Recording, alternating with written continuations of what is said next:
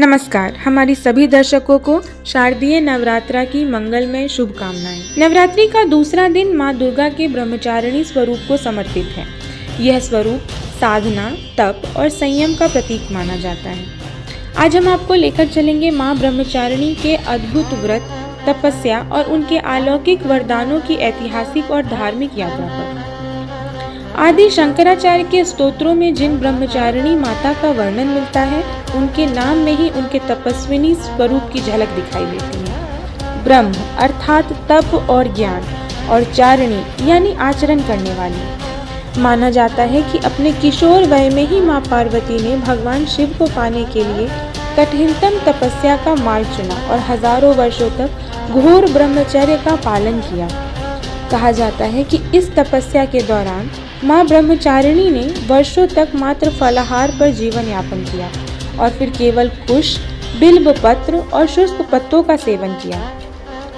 अंततः कई वर्षों तक निराहार रहकर उन्होंने कठोर तप का उदाहरण स्थापित किया। उनकी इसी साधना के कारण उन्हें ब्रह्मचारिणी नाम से जाना गया। माँ ब्रह्मचारिणी के दाहिने हाथ में जप की माला और बाएं हाथ में कमंडल रहता है।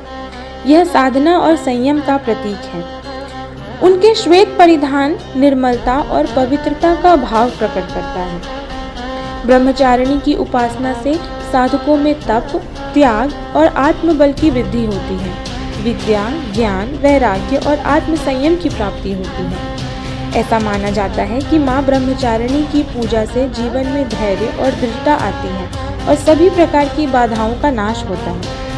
नवरात्रि के दूसरे दिन भक्तजन माँ ब्रह्मचारिणी की पूजा अक्षत, पुष्प, रोली और दीप अर्पित करके करते हैं। शुद्ध घी का दीप जलाना शुभ माना जाता है। माँ ब्रह्मचारिणी के ध्यान और मंत्र का जाप कर भक्त अपनी मनोकामनाएं व्यक्त करते हैं। माँ ब्रह्मचारिणी की साधना आज भी हमें यही सिखाती है कि कठिन से कठिन मार्ग पर संयम, धैर्य और निष्ठा बनाए रखने से सफलता निश्चित ही प्राप्त होती है।